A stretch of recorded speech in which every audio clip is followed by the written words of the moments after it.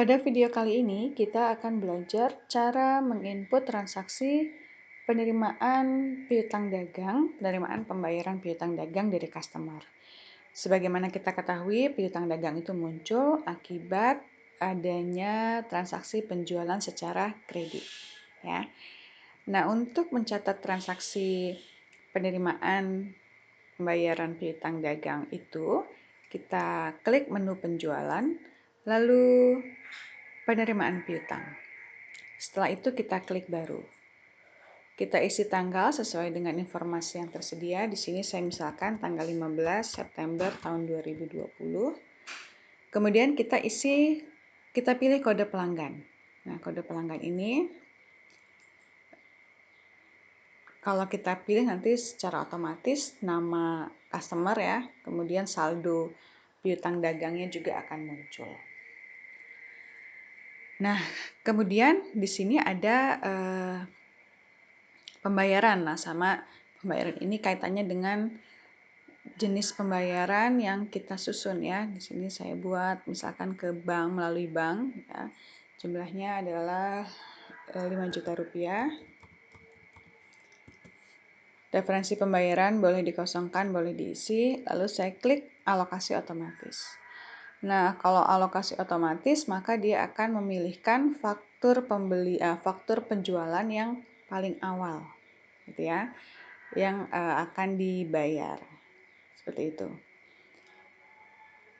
Kalau misalkan nilainya ini melebihi faktur yang ada, faktur ini ya, maka dia akan menambah lagi faktur yang berikutnya. Misal, saya buat di sini 15 juta.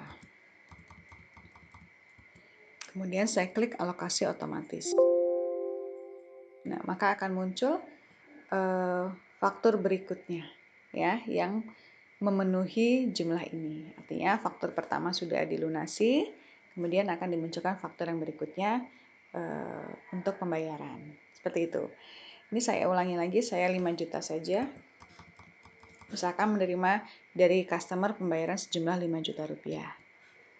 Kasih otomatis. Ya. Nah, jadi seperti ini. Ya.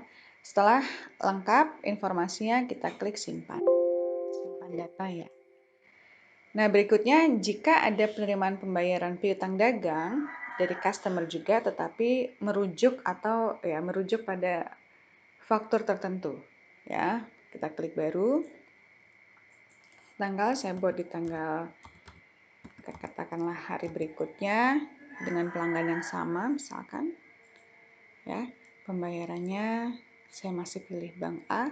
Nah, kalau faktur tertentu maka mengisi jumlahnya tidak di atas melainkan nanti di kolom bawah.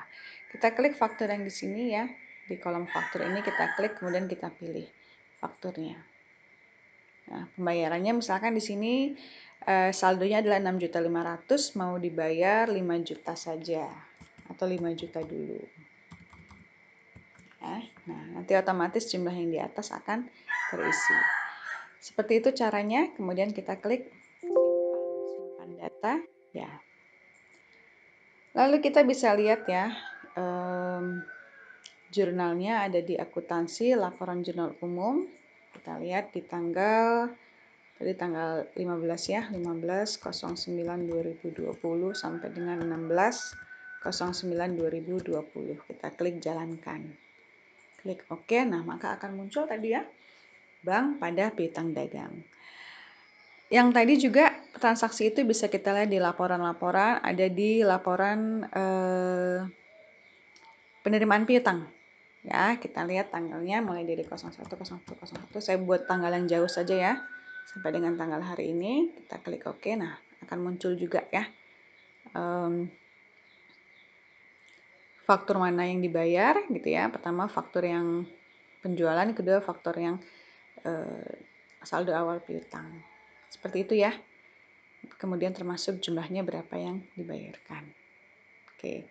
Jadi seperti itu cara mencatat transaksi penerimaan pembayaran piutang dagang baik dengan alokasi otomatis maupun dengan menunjuk faktur tertentu. Kemudian cara menampilkan laporannya.